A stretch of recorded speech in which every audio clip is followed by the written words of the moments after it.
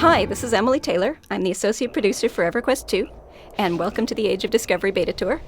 So the Age of Discovery is a very feature-rich expansion, and rather than having a lot of new zones, we've focused on added gameplay and new mechanics, so this is going to be a very hands-on tour. We'll give you a chance to look at the new Beast Lord class, and then we'll head back to Freeport to hire some mercenaries. Finally, we'll look into the Dungeon Maker tool, and we'll learn how players can create and share their own dungeons.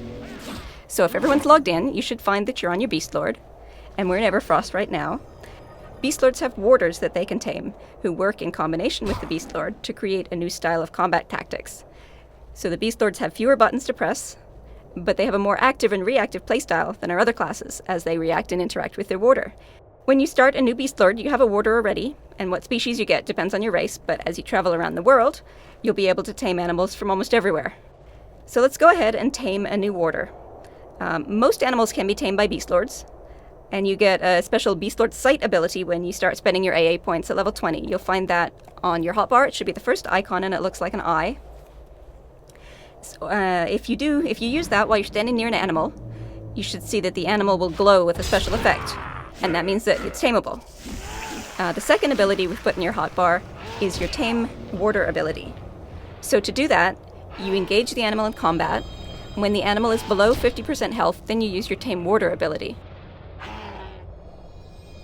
So there are in total 16 different families of warders, for example, the cat family, the bird family, the canine family, etc. Each of them has slightly different offensive and defensive abilities, so you can figure out what suits you best. So Beast Lords are a class that players have been asking for since the game launched, and we're very excited to be bringing them back to North at last. And we've tried to make it a unique gameplay experience as well, with a lot more interactive elements between the Beast Lord and the Warder than our other classes have. We're fully supporting the Beast Lords by adding in all the class quests, class armor, even an epic quest, just like the other classes have. Welcome to Freeport, new improved Freeport. We've completely revamped the city. We've converted it from 4 separate zones into just one, as well as upgrading the appearance. But besides the visual improvements to Freeport, we've added a ton of new quest lines and lore for all of the evil races and classes, and these can be done from level 1 through 90. And since the game will be fully free to play when this content launches, you won't even have to spend a single cent to enjoy the new Freeport. Now you can see up here, this is the Overlord Citadel. On live servers in Freeport right now, it's crashed into the ground about where we're standing. So once Age of Discovery launches, you'll see that the Citadel's been restored to the sky overhead. It's also now accompanied by some smaller guard towers, which didn't exist previously. Where we're standing now is the Execution Plaza. Here you'll see regular executions of those who Lucan has judged to be traitors to the city.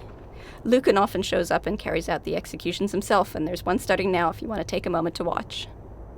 And in case you're wondering, if you jump in that pit yourself, yes, you will die.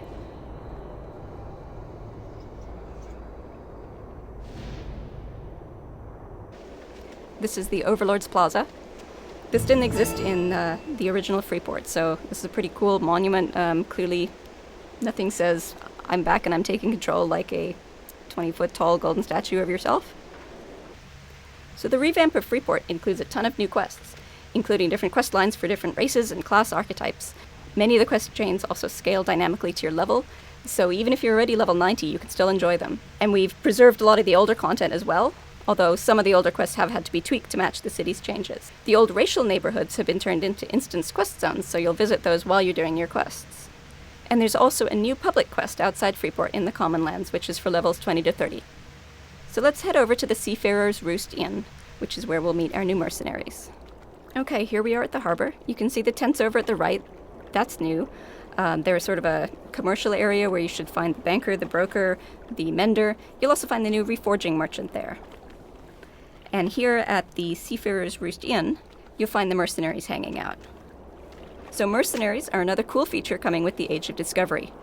They are hired hands that you can pay to help you fight. They act like a group member, and they'll take up a group slot in your party. They also demand a share of the loot, and you have to pay them a regular salary or they will quit. But they're a great option if you need a little extra help to run that one quest, or if your group just can't find that last person to run a dungeon. They can even join raids. Mercenaries come in 5 general categories: tanks, healers, melee DPS, caster DPS, and support. And you'll see they have a unique icon over their head that should indicate their role. We've got one mercenary standing out front of the inn here. And if we go inside, there's a healer just around here behind the ogre, and a few more out the back. Now, each mercenary is a unique character with unique abilities, so the healer here in Freeport is not necessarily the same as a healer from another place.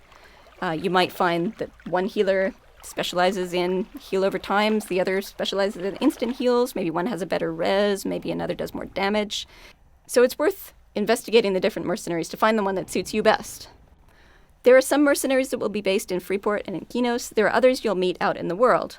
Once you've hired a mercenary for the first time, after that you'll be able to visit Freeport or Kinos to hire them again, regardless of where you originally met them. In addition to these normal mercenaries, there are a few rare mercenaries, which very rarely you may encounter. You'll find these out in the world. These are extra powerful mercenaries, and they have a cost to match, and they'll stay with you for only a limited time before they leave. But they are extra cool and extra powerful, and while you do have them, you're going to kick some serious butt. Alright, now on to our final stop. Let's take a quick look at Dungeon Maker. So, to access your dungeon, open your persona window again, that was the C button, and you'll also notice you've got a new tab there called Dungeons. Click on Dungeons, and in here there's a button where you can create a new dungeon, or if you're a trustee of someone else's dungeon, that will be listed in this list as well. And when you've created a few dungeons, you'll see this list is filled up. There's several themes to choose from. For example, you probably saw on the list there's Mistmoor, Crushbone, and the Lair of Scale. And within each theme, there are several different room layouts which you can choose from. So this should give people a good variety of options to choose from when you're planning your dungeon. This is obviously based on the Vampire Castle Mistmoor in Loping Plains.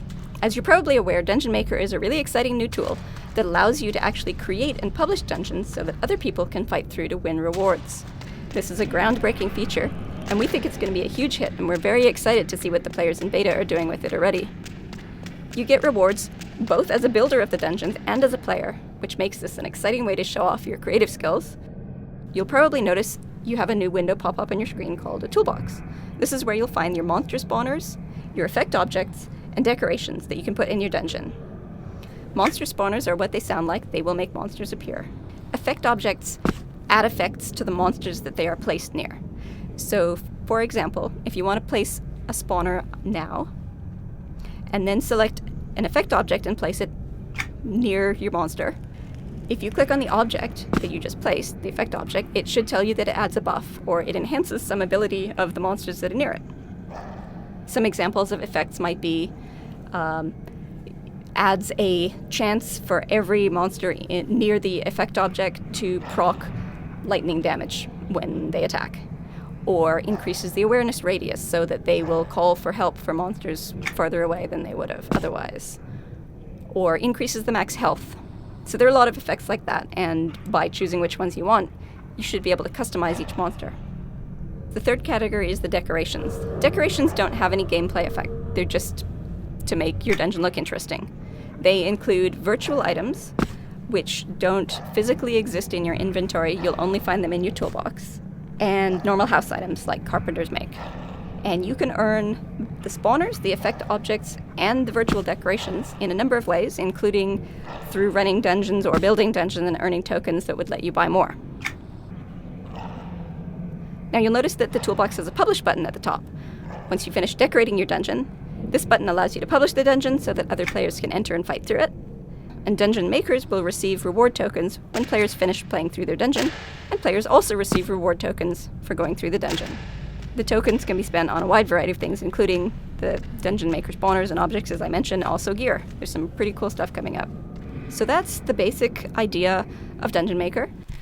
If you want to hop in and run through a dungeon, you can click on your EverQuest II menu, that's the EQ2 button, and there's now a Dungeon Leaderboards option.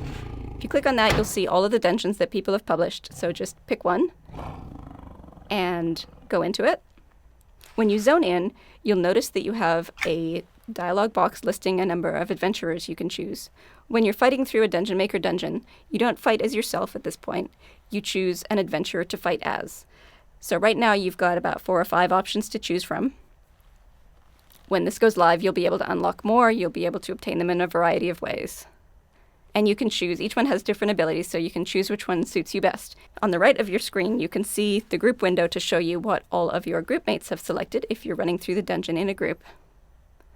And that way you can choose your adventurer to suit what they've chosen. You don't need a group to run through a Dungeon Maker dungeon. It is optional. You can have as many or as few people as you like, but of course it's quite fun to run as a group. I'll just touch briefly on some other new features with the Age of Discovery. We also have the Trade Skill Apprentice system, which allows trade skillers to mentor an NPC and gain new recipes and get new quests from them. There's also the reforging system, which I mentioned briefly earlier, that allows you to reconfigure the stats on items of your equipment. And you can also add exciting new particle effects to your weapons. Thanks for joining the tour. We think these features are a ton of fun, and we hope that you're as excited as we are to join us in the Age of Discovery.